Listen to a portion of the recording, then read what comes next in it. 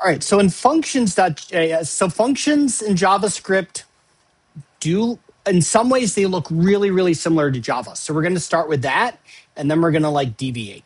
So let's start by defining some functions. So here's what a function definition looks like. In JavaScript, we tend to use the words function rather than method, because again, we're not so much focused on classes with methods. We're more focused just on functions that can be associated with objects or not. So it's a little bit more like a Python language or Python terminology than a Java terminology. So what's a function definition look like? Well, it starts with the keyword function. Cool. It is followed by the function name. The function name is followed by a parameter list in parentheses. That's kind of similar. Here's where it differs. No types are specified, unlike Java. That's a big difference. Because again, JavaScript is not a strongly typed language, so we're not putting types in our parameter list. Arguments are passed by value. That's like Java. Oops.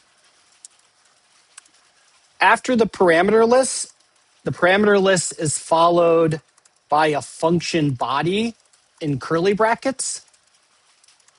That's like Java. There is no return type specified, unlike Java. So again, the similarities here is, think of it very much like Java, except no types. No types for parameters, no return type, any of that. So here's a function that would calculate the mean of two numbers. We would say function, mean. So keyword function name is mean, parentheses, parameter list will have X and Y. There are no types there. And then we'll just say return X plus Y divided by 2.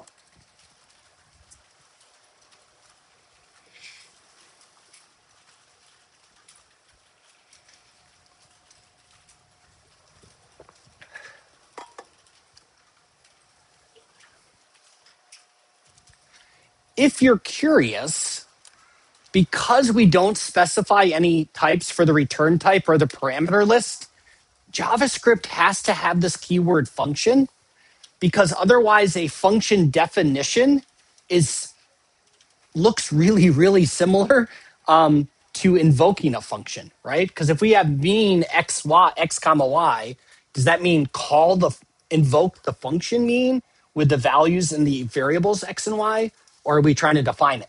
And yeah, we have the curly bracket here, which kind of helps us out, but from a language perspective, not really. That could just be a code block. So that's why we have the keyword function, in case you're curious. So let's see what this looks like when we call it. We can do console.log mean of 3 and 7. And we hope that displays 5 when we run it.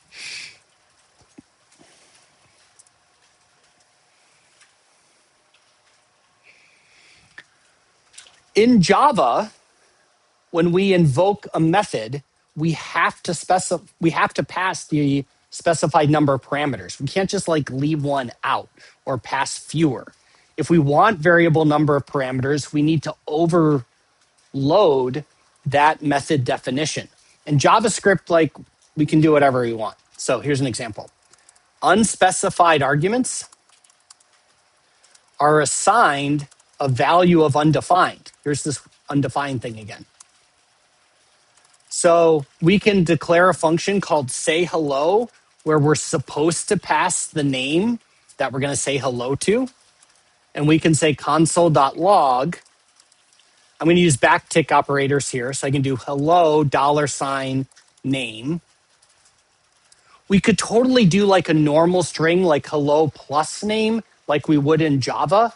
This just is a lot more common. So I'm using the backticks more because I think you're going to see it in a lot more code. So I just want you to be familiar with it. If I now invoke this function, but I don't pass a parameter, It's going to say hello undefined.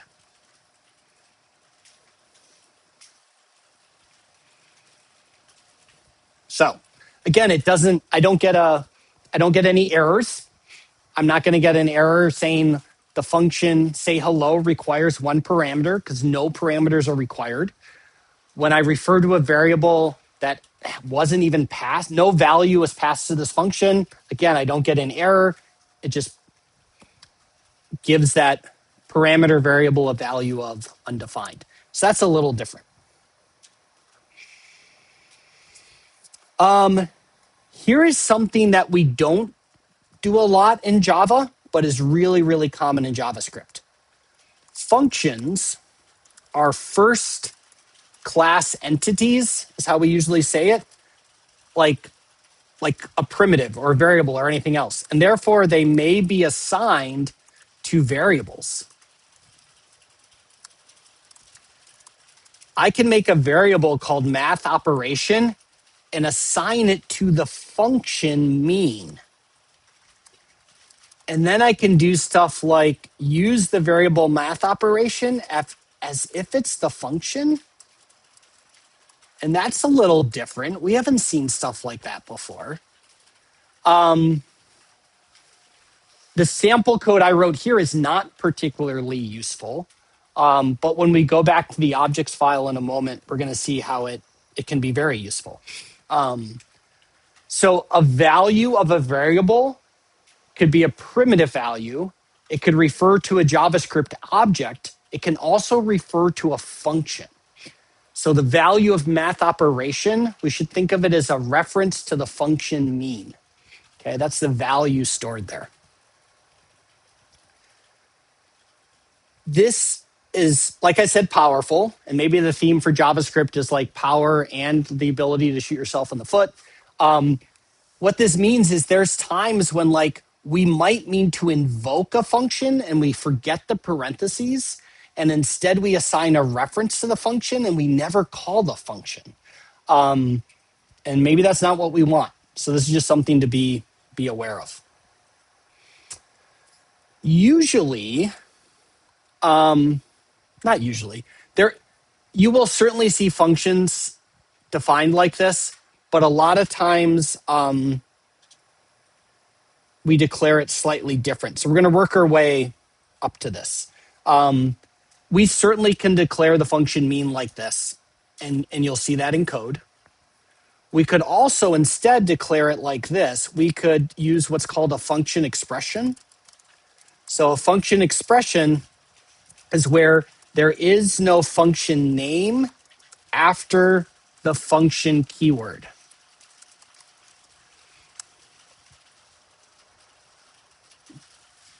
Did you all study anonymous classes at all last year? Maybe in the context of listeners with Java GUIs? Does that ring a bell? No?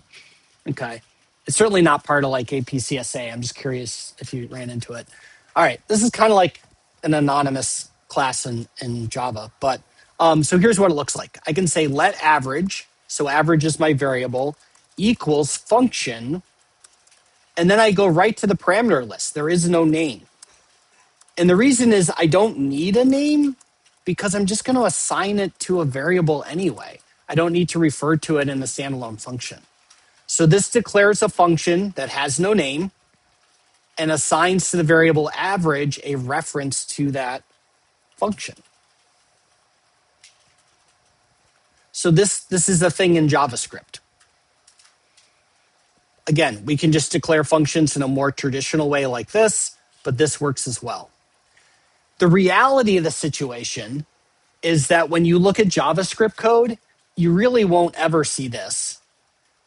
And you don't see this much either. This is how we tend to write functions instead. We use what's called an arrow function.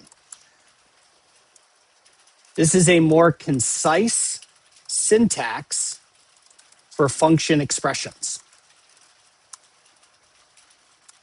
The parameters are listed in parentheses. Okay, that's like it was before. The parameters are followed by the arrow operator, which looks like this. That should be familiar. right? Think of like Java lambdas. The return keyword is implied. That makes it even more concise. And again, this is similar to lambdas in Java. And we did a little bit with lambdas in our data structures unit. We're going to do a lot with arrow functions for the rest of the year. This will take some getting used to, but it leads to some really concise code. It's just a little harder to wrap your heads around until you get familiar with the syntax. So this is how we would tend to do it. We'd say our variable average equals x comma y, no function keyword, no function name, just our parameter list without types, arrow function, x plus y divided by 2, curly brackets implied, return keyword implied. This is an entire function definition right here.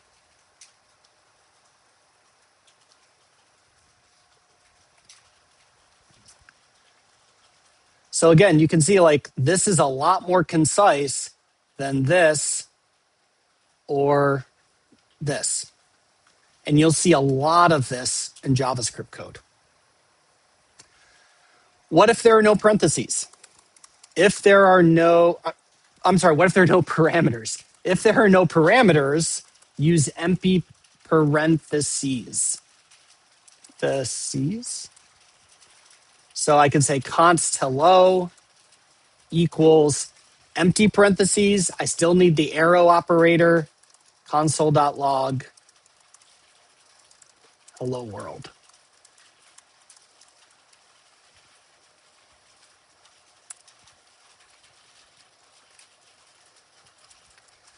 These two examples, the entire function body fits on a single line of code. So I don't need curly brackets. Return is implied. It's super simple. What about multi-line? So last code for today. Multi-line arrow functions must use curly brackets and the return keyword. So I could write average like this. So now I have my curly brackets. I could have a local variable. Maybe I want to do the sum first and then say return sum divided by 2.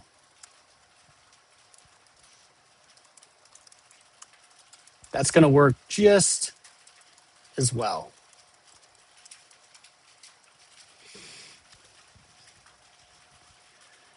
So for short functions, you're going to see it written like this. For long functions, you're going to see it written like that. And that's what those are most common in all the JavaScript code. All right, the bell is going to ring in 60 seconds. So let's commit and push our changes.